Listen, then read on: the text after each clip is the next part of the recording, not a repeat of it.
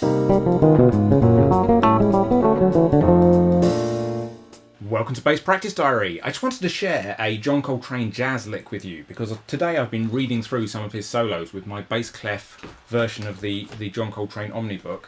John Coltrane was one of the great jazz improvisers of the 20th century, so it's really just interesting to analyse and look at how he improvised. So anyway, the lick goes like this. It's from a tune called Countdown, which was from the Giant Steps album.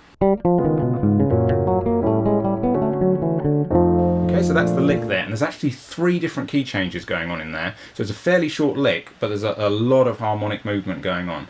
And one of the things that always kind of strikes me about these lines, definitely from around this era, from that album Giant Steps, is that he's actually playing a lot of chord tones. He's really letting those chord changes kind of lead his line. So his line is just really built on the actual chord tones themselves, mostly. So let me introduce you to the lick anyway. So it starts on G here. I'm playing on the 12th fret of the 1st string. So it goes G, F, E flat, and that hits there a D flat 7 chord. So that E flat is the 9th of the D flat 7 chord, which actually is a chord extension.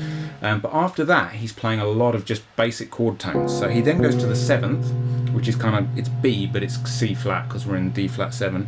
And then he goes A flat, which is the 5th, and then D flat, which is the root. And that D flat 7 chord then takes us to a G flat major chord. And he plays more or less just a diatonic arpeggio here. Okay, so those are the notes he's playing. So it's B flat, which is the 3rd, and he goes 5th, root, 3rd again. So if you just added a root on the bottom of that, it would just be this. Just a basic diatonic arpeggio. So it's all chord tones, and just basic chord tones. He's not even using a 7th there. And then from there, he lands on an A, which is the root note of the next chord, which is the A7 chord. So it's another key change, takes you into D major. So let's just play that line again. So starting from here, starting from the beginning. Got a 7th there. 5th, root, that's D flat 7 chord, then G flat major 7, you've got 3rd, 5th, 3rd, 5th, root, 3rd, and then onto the root note of the A7 chord.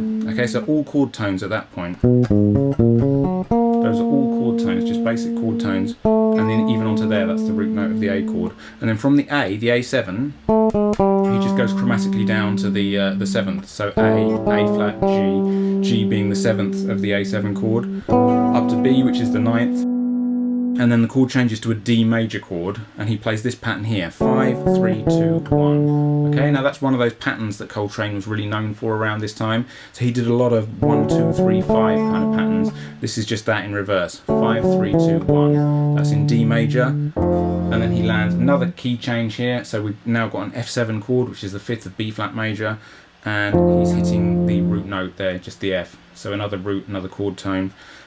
So yeah, he really sticks quite closely to the chord tones, but it creates this really interesting line because the chord changes are just moving constantly.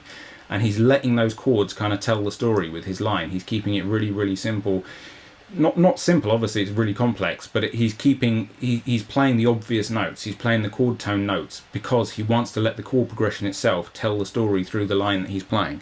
So the whole line sounds again like this. Okay, so a lot going on, but a lot of chord tones as well. Here it is again.